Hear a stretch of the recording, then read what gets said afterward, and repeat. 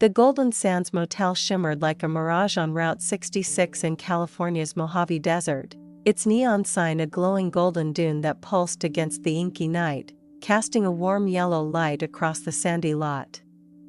The air was dry and salty, laced with the faint sweetness of jasmine from a nearby bush, stirred by a breeze that whispered through the dunes like a lover's sigh.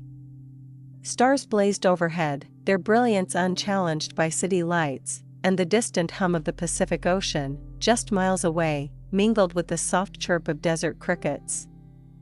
I paced the motel's gravel walkway, my yellow sundress swaying with each step, its light fabric catching the neon's glow like a sunbeam trapped in cloth. My brown hair fell in loose waves to my shoulders, tickling my bare arms, and a sketchbook was tucked under my arm, its pages filled with drawings of the desert's curves. The night felt alive, pregnant with possibility, and the neon's hum was a steady heartbeat in the quiet. My name's Nora, and I'm 29, an artist who spent the last 4 years sketching the landscapes of the American West, my heart chasing the beauty of open spaces. I'd pulled into the Golden Sands that evening after a day painting dunes under the setting sun, my hands stained with charcoal and ochre, my backpack heavy with art supplies and a journal of half-formed dreams. The motel was a whim, its golden sign a beacon in the dusk, promising rest and maybe a spark of inspiration. The room I'd checked into was a study in sandy hues, walls painted a soft beige, a double bed draped in golden sheets that shimmered in the light, and a lamp shaped like a desert sun casting a warm glow across the room. The air smelled of dust and wax, undercut by the jasmine perfume I'd dabbed on my wrist, a scent that reminded me of my mother's garden in Oregon. A small mirror hung above the dresser, reflecting my face, amber eyes bright with exhaustion, skin tanned from days in the sun, lips curved in a thoughtful smile. I'd checked in with the clerk, a lanky man named Carl with a faded tattoo on his arm and a voice like gravel. He'd handed me the key to room 6 with a nod, muttering about keeping the noise down, and I'd paid with cash from a recent art sale, the bills soft from my pocket. Now, as midnight approached, I stood outside, my sketchbook open on the railing, my pencil tracing the neon dune's curves. I sketched the way the light bent across the sand, capturing the motel's quiet magic, each stroke a meditation. The road had been my canvas for years, each town a new sketch, but lately, I'd felt a longing, for connection, for something to anchor me to more than just the next horizon.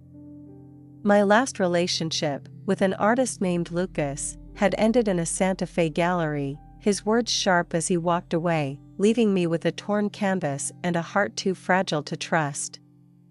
The rumble of an engine broke my focus, a low growl that cut through the desert's hush. A dusty Jeep rolled into the lot, its tires crunching gravel, its headlights sweeping across the neon sign, making the golden dune flare. The driver stepped out, a rugged man with broad shoulders and blue eyes that caught the light like sapphires. His dark hair was mussed, his flannel shirt rolled up at the sleeves, revealing tanned forearms, and his jeans were faded, tucked into boots scuffed with sand. He carried a canvas bag slung over one shoulder, and his smile was easy, like he'd been born under these stars. "Evening," he said, his voice warm, with a hint of a California lilt. "This place as quiet as it looks?" "Nora," I said, closing my sketchbook, my heart quickening. "And yeah, it's just me and the stars tonight." "You got a name?" "Ryan," he replied, leaning against his Jeep, his eyes scanning me with a mix of curiosity and warmth. "Just passing through." "You an artist?" I nodded, holding up my sketchbook. "Chasing lines," I said. "This place has some good ones." He laughed, a sound that filled the night, warm and inviting, and I found myself smiling back. We talked there by his Jeep, the neon dune casting a golden glow across his face, highlighting the stubble on his jaw. He was a geologist, he told me, studying desert formations. Traveling from site to site with a notebook and a hammer. I shared stories of my art, murals in Tucson, sketches of canyons in Nevada, the way the desert's colors shifted with the light. The conversation flowed like a river, easy and deep, and when I offered him a sip of my water, he took it, his fingers brushing mine, a spark igniting in the dry air. "Wanna see my sketches?" I asked, my voice softer than I meant. He nodded, and we moved to my room, the door creaking shut behind us, sealing us in with the sun-shaped lamp's glow and the faint scent of jasmine. We sat on the bed, my sketchbook open between us, and I showed him my drawings: dunes at dawn, cacti under moonlight, the curve of a mesa against a stormy sky. He traced a sketch with his finger, his touch gentle, and told me about the rocks he studied, the stories they held in their layers. The air grew heavy, charged with something unspoken, and when his hand found mine, his fingers warm, I felt a pull, a connection I hadn't expected. His kiss came suddenly, soft at first, then deepening, his hand sliding to my waist, pulling me close through the thin fabric of my sundress. The room spun, the neon's golden light filtering through the curtains, painting our skin in shades of sun. We fell onto the bed, my dress slipping off, his flannel hitting the floor, our bodies moving in harmony like a desert wind. It was passionate, soft as sand, each touch a stroke in a painting we were creating together. As we lay tangled in the golden sheets afterward, his arm around me, the lamp's glow fading into shadows, I felt alive, but a flicker in his blue eyes, distant and guarded, hinted at a story he wasn't telling. Morning light streamed into the Golden Sands, harsh and golden, the neon dune pale against the bright California sky. The air was dry, scented with sage and the faint salt of the nearby ocean, and birds chattered in the distance, their calls sharp against the morning's quiet. I woke to Ryan's arm across my waist, his breathing steady, but the bed felt too small, the golden sheets heavy. I slipped out, pulling on my sundress, and stepped outside, the heat already rising from the asphalt.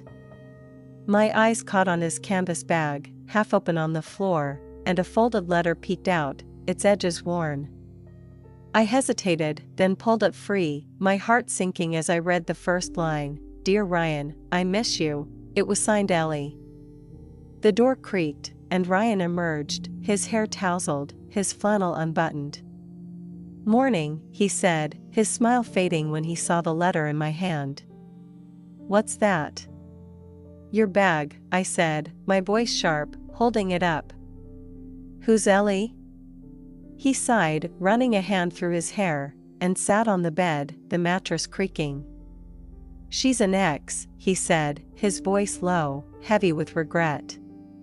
"We were together a year ago, working a dig in Nevada. It didn't work out." I set the letter down, my heart pounding. "Why keep this?" He looked away, his blue eyes distant. "It's a reminder," he said, "of what I lost, what I learned. But last night, Nora, that was different. That was real." His words were a breeze, stirring the sand of my doubt, but it didn't settle. We dressed in silence, me in my sundress, him in a clean shirt and jeans, and headed to a diner down the road, a weathered place with a jukebox playing old rock ballads. Over coffee and eggs, he told me about Ellie, how they'd met at a research site, how their love had been intense but fragile, like a fossil exposed to air. She'd left him for a job in Denver, chasing a career he couldn't follow. I shared my own scars, Lucas, the artist who'd torn my canvas and my heart, leaving me to wander the road alone. The desert had been my refuge, my way of keeping my heart safe, but Ryan's touch had stirred something I thought was buried. We spent the day together, driving his Jeep to a nearby dune, where I sketched and he examined rock samples, his hammer tapping a steady rhythm. He held my hand, his grip warm, and we laughed about a lizard that darted across our path, the tension easing for a moment. But the letter lingered in my mind, a grain of sand in my shoe, and when we returned to the Golden Sands that evening, the neon dune flaring to life, I felt the weight of doubt pressing down. We sat outside, the golden light rippling across the lot, and I leaned against him, his arm warm around my shoulders. "What happens when you leave, Ryan?" I asked, my voice quiet. "Will you carry her with you?" He turned to me, his blue eyes fierce, catching the neon's glow. "No," he said, his voice firm. "You're not her, Nora. You're the desert I didn't know I needed." He pulled the letter from his bag, tore it in half, and let the pieces scatter in the wind, the paper fluttering like moths into the dark. "I choose you." My heart surged, but doubt still stirred, a faint ripple in the sand. We went back to my room, the door clicking shut, and made love again, fiercer this time, like we were sweeping away the past. The bed creaked, the sun-shaped lamp casting dunes on our skin, and as we moved together, I tried to believe his promise. His hands were sure, his breath hot against my skin, and for those moments, the world was just us, no letter, no past, no road. But as I drifted to sleep, his arms around me, the neon's hum blending with his breathing, I wondered if a torn letter could erase a history, or if love found in a motel was just a mirage that would fade with the dawn. Weeks turned into a month at the Golden Sands, the motel becoming an oasis in the vastness of Route 66.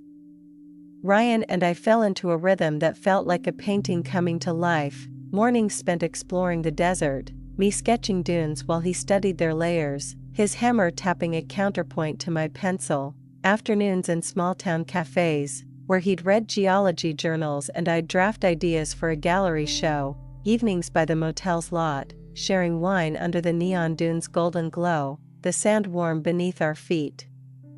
His touch was familiar now, his laugh a stroke of color on my canvas, and he'd tease me about my paint-stained fingers, calling me his desert muse. I'd laugh, swatting his arm, my heart lighter than it had been in years, the weight of my past dissolving like sand in the wind. We'd wander the dunes, collecting stones and sketches, and he'd tell me about his dreams, a research post in California, a life studying the Earth's secrets. I shared my own hopes, ones I'd buried under layers of charcoal and dust, opening a gallery, maybe in a coastal town where the ocean met the desert, displaying my art alongside stories of the road.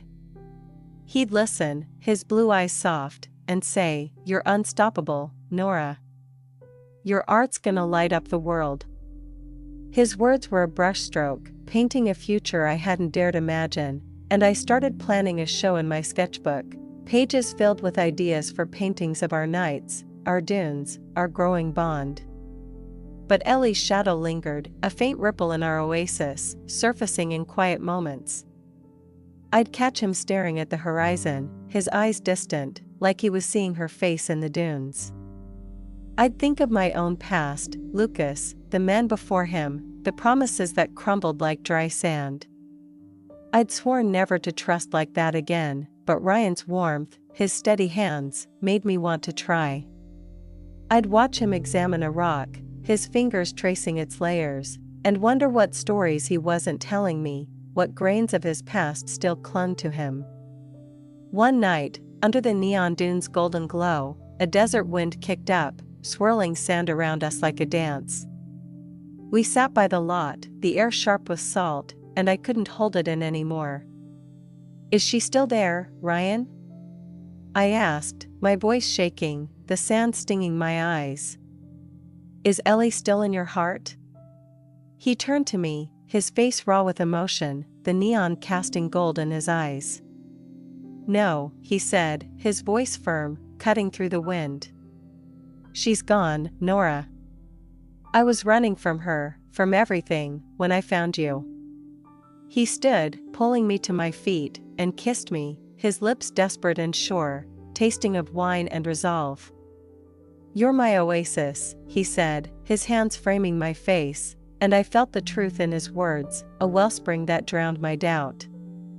We stumbled back to room 6, the door clicking shut, and he showed me a notebook he'd kept, pages filled with notes on rocks, but the last entry was about me, my art, my laugh, the way I made him feel alive. "This is what I want," he said, his voice low, urgent. "You. Us." We made love that night, slow and tender, the wind's howl seeping through the window, the sun-shaped lamp casting dunes on our skin. His hands traced my body like he was sketching a new landscape, and I let myself fall, let myself believe. The next week, he proposed we leave together, head to the coast, where he'd study marine geology and I'd open my gallery. My heart pounded, fear and hope warring within me, a storm in the desert.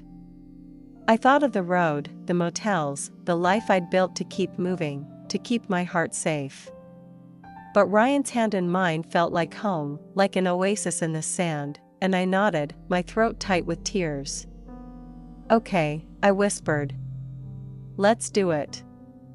We packed our gear, his canvas bag, my sketchbook, my paints, and climbed into his Jeep, the engine rumbling to life.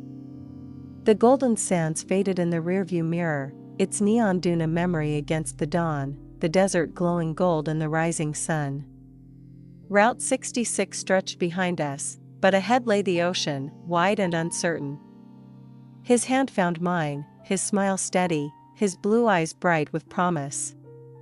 We stopped at a beach that afternoon, sharing a peach from a roadside stand, its juice dripping as we laughed. He wrote in his notebook, and I sketched in mine, our dreams intertwining like the dunes we'd left behind. Love on Route 66 was a desert wind, sometimes gentle, sometimes fierce, but it was ours. The horizon was endless, golden and open, and as we drove, his hand on my knee, I felt the weight of the past dissolve, replaced by a wellspring of hope, carrying us toward a future we'd paint together.